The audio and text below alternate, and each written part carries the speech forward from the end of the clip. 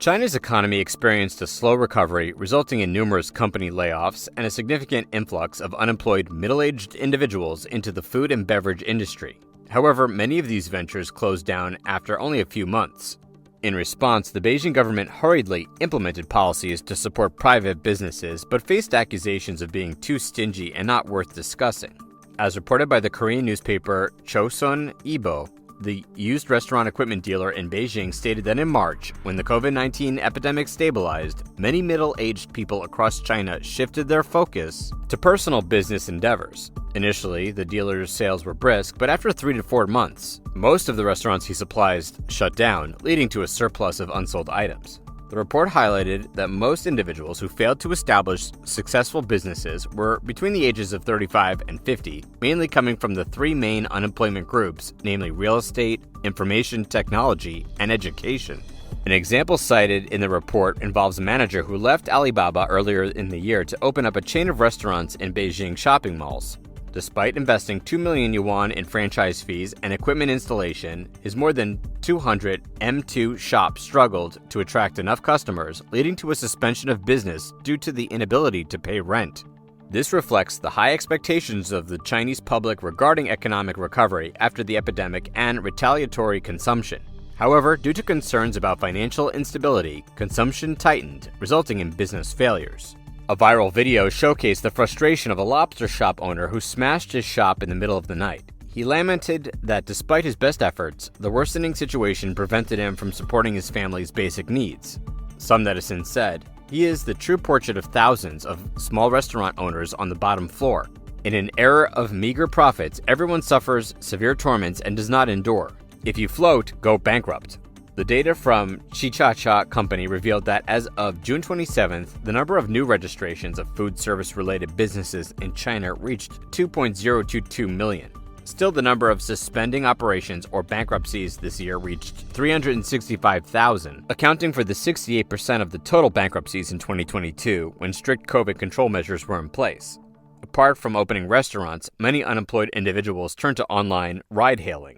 For instance, a former Didi Chuxing driver in Beijing, who previously spent 20,000 yuan, $2,800 on luxury car seats when working for a big company, and now he has to use that vehicle to carry passengers to make ends meet.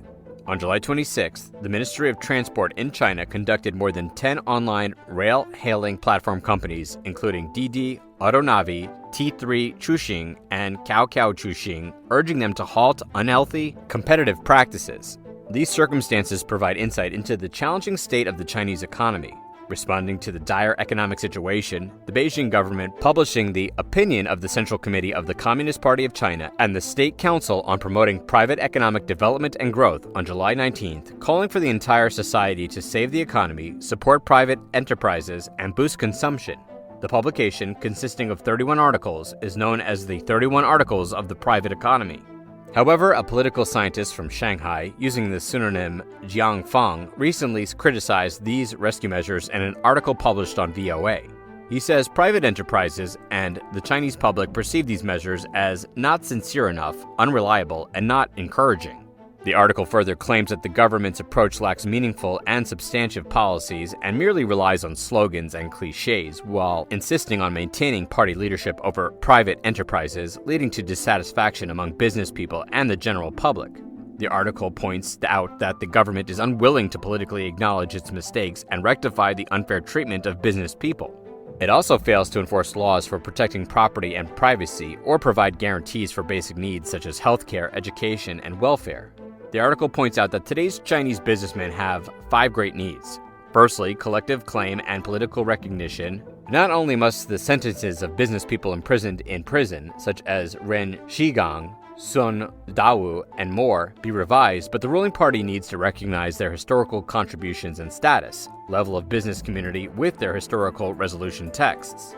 Secondly, earnest desire to liberalize the internet ban, reform the economic investigation system and the system of arbitrary enforcement measures against business people, limit police power, and protect human rights, fundamental personal rights of business people and all citizens, including freedom of expression and property rights. Third, there needs to be a natural market economy and a minimum of judicial independence, a system inherent in a market economy. Fourth, the bourgeoisie needs minimal space for liberalism in China and opposes the gratuitous rejection of universal values. Fifth, the desire to conduct roundtable meetings with the government and the ruling party on government reform, tax reduction, and decentralization, regulating the relationship between government and business and opposing authoritarianism. The article emphasizes that these requirements are crucial for rebuilding trust between business people, society, and the ruling party, fostering cooperation and creating a win-win situation for the community. However, it acknowledges that given China's current political and social system, achieving these needs is an impossible and distant hope for the people.